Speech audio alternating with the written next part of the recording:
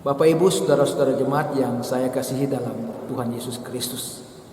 Mengawali refleksi ini saya ingin mengajak jemaat untuk ketemu mempersembahkan syukur, puji dan hormat kepada Tuhan.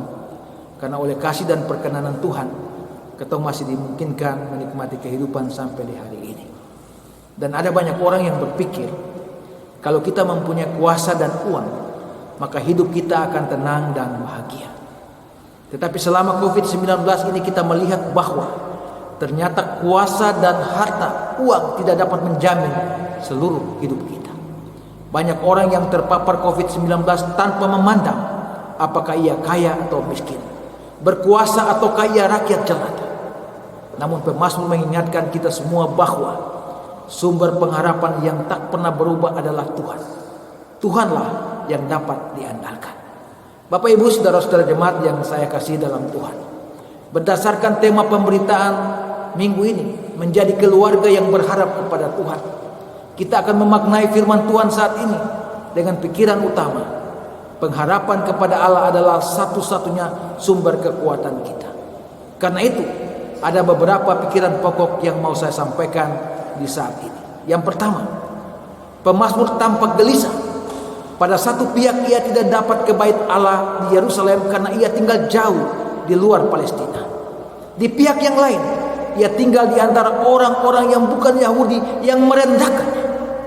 Keadaan itu membuat ia menderita. Kita juga sekarang ini menderita, bahkan terancam oleh virus corona. Virus corona memang sudah mengakibatkan banyak penderitaan. Ada banyak yang sakit, bahkan ada banyak yang meninggal. Syukurlah pula banyak yang sembuh dari meninggal. Virus corona juga telah mengakibatkan ada yang kehilangan pekerjaan, ada yang mengalami penurunan pendapatan, terutama para pekerja harian, mereka yang bekerja dengan menawarkan jasa. Selain itu, anak-anak kita juga mengalami hambatan dalam studinya karena virus corona yang masih belum surut. Anak-anak belum bisa sekolah tatap muka, mereka sekolah lewat online, lewat internet, dan tidak semua anak bisa melakukannya dengan baik. Ada yang kurang biaya, ada yang orang tuanya tidak bisa mendampinginya, dan berbagai alasan-alasan lain. Keadaan-keadaan itu membuat kita gelisah.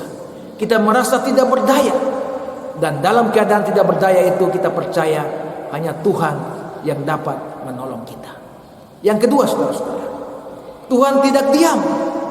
Ia terus berkarya di tengah-tengah penderitaan kita. Sebagai orang-orang percaya, kita yakin Tuhan sedang bekerja untuk mengakhiri ancaman virus corona ini. Tuhan memberi hikmat kepada para ahli sehingga dapat menemukan vaksin, memberi petunjuk kepada kita bagaimana menghindari penularan virus corona dengan melakukan protokol kesehatan dengan baik. Ada juga berita tentang ditemukan obat walaupun masih perlu penelitian lebih lanjut. Tuhan sedang bekerja sehingga tanda-tanda harapan hidup mulai nampak di tengah-tengah pergumulan. Yang ketiga, saudara-saudara, Tuhan Yesus yang adalah Immanuel, Allah yang selalu ada di antara kita. Bagi orang-orang Kristen, kita yakin bahwa Allah Tuhan kita tidak jauh di atas, di dalam sorga. Kita yakin bahwa Yesus Kristus adalah Allah Immanuel, Allah yang ada di antara kita, terus berkarya.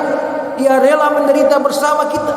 Karena itu, di tengah-tengah penderitaan kita memiliki seorang teman yang setia, yang terus merasakan penderitaan kita. Sebab ia sendiri menderita di salib. Ia turut merasakan rasa sunyi kita, karena ia sendiri pernah merasakan ditinggalkan. Sehingga ia berseru, Eloi, Eloi, lama sabachthani, yang berarti, Allahku, Allahku, mengapa engkau meninggalkan aku. Bahkan ia masuk dalam kubur yang gelap, merasakan rasa sunyi yang paling dalam.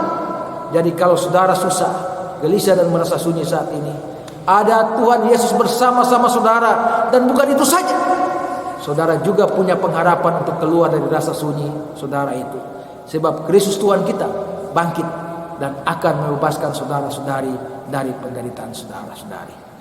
Bapak Ibu, saudara-saudara jemaat yang Tuhan Yesus kasihi, dari pikiran pokok di atas sesungguhnya pesan firman Tuhan bagi kita di tengah situasi yang sulit ini adalah yang pertama, teruslah menaruh pengharapan kita dan kerinduan kita hanya kepada Allah di dalam Yesus. Allah yang hidup, yang memberi hidup bagi kita dan terus menjaga dan memelihara hidup kita. Yang kedua, adalah wajar setiap orang yang menghadapi masalah tetap saja bimbang dan gelisah. Tetapi bagi saudara-saudara yang beriman, kita yakin sungguh Allah sanggup merubah kegelisahan dan tantangan menjadi harapan masa depan. Yang penting, Bapak Ibu dan Beta, kita harus bersabar dan bersandar kepadanya. Yang ketiga, Allah tidak pernah diam. Ia terus bekerja bersama kita melewati beratnya tantangan hidup ini. Yang penting kita terus melibatkan Tuhan dalam semua proses hidup. Maka kita akan melewati semua ini bersama Allah. Seperti kata saya lagu, bersama Yesus lakukan perkara besar. Bersama Yesus tidak ada yang suka. Bersama Yesus ada jalan keluar. Untuk masalahku, untuk masalahmu, untuk masalah kita semua. Tuhan memberkati kita.